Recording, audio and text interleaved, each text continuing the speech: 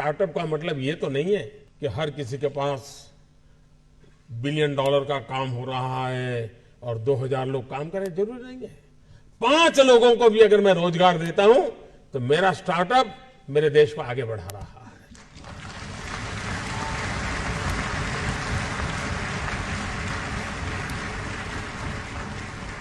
एक psychological change लाना है कि यूथ के दिमाग में जॉब सीकर की मानसिकता से उसको बाहर लाना है, वो जॉब क्रिएटर बने। और एक बार उसके दिमाग में आ गया कि मुझे 2 लोगों की जिंदगी को बस संभालना है, वो कर लेगा। हमारे देश में एजुकेशन इंफ्रास्ट्रक्चर पर बल दिया जाता है, टीचर के अपॉइंटमेंट पर बल दिया जाता है, वो काम हो भी रहा है।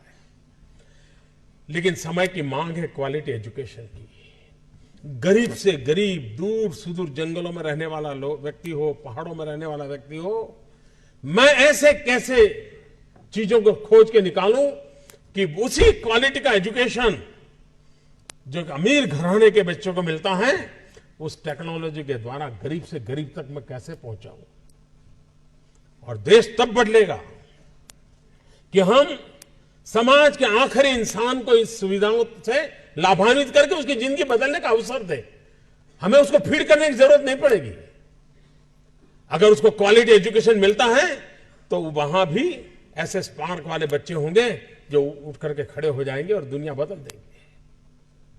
हेल्थ सेक्टर, आज हेल्थ सेक्टर ज्यादातर डॉक्टरों पर डिपेंडेंट कम है, टेक्नोलॉजी पर डिपेंडेंट है।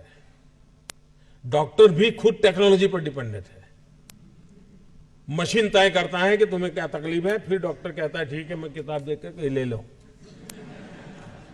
इसका मतलब हेल्थ सेक्टर में टेक्नोलॉजी इनोवेशन की संभावनाएं बढ़ती चली जा रही है। लेकिन भारत जैसे देश में ये अफोर्डेबल कैसे हो, ये हमारे सामने चुनौती है। सस्ते में सस्ता व्यवस्था का कैसे बने, इस पर हम सोचें, नएपन से सोचें। और इसलिए स्टार्टअप कहने के बाद कुछ लोगों की सोच होती है तो बड़ा हाई फाई होगा, लैपटॉप के बाहर दुनिया कुछ नहीं होगी, मोबाइल से जुड़े होंगे। ऐसा नहीं है। ये लोग हैं जिन्होंने कोई न कोई कमाल किए। यहां हर प्रकार के लोग हैं। स्टार्टअप इंडिया तो मैं मान के चलता हूं स्टैंड अप इंडिया। इसके लिए मुझे अलग सोच करने की जरूरत नहीं है।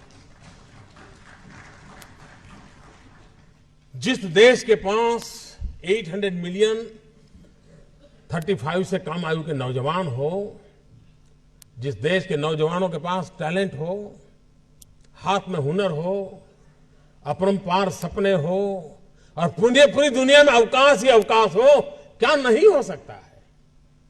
आज मैं आईटी प्रोफेशनल से कहना चाहूंगा, विश्व के किसी भी दुनिया के देश के नेताओं से मैं मिलता हूं, दुनिया का कोई भी डेलीगेशन आता है, उनकी जो बातों होती है उसमें एक चिंता हर एक को सता रही है और वो है साइबर सिक्योरिटी।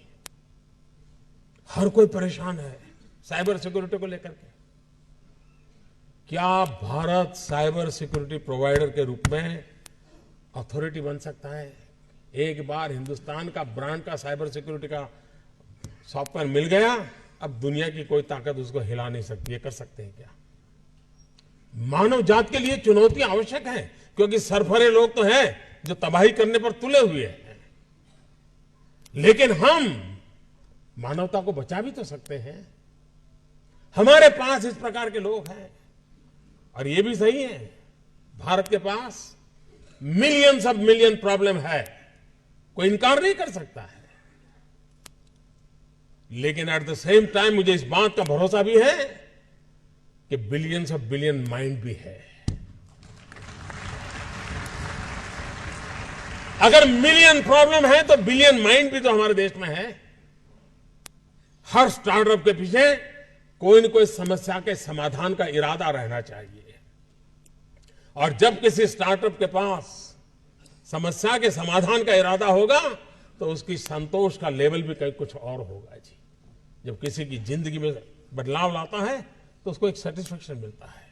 और इसलिए मैं वो कुछ करके दिखाऊं जिसमें मैं जॉब क्रिएटर बनूं, मैं वो कुछ करके दिखाऊं कि जिसके कारण किसी की जिंदगी में मैं काम आऊं, मैं वो कुछ करके दिखाऊं कि मेरे देश को एक कदम आगे ले जाने में मेरा भी कोई योगदान हो।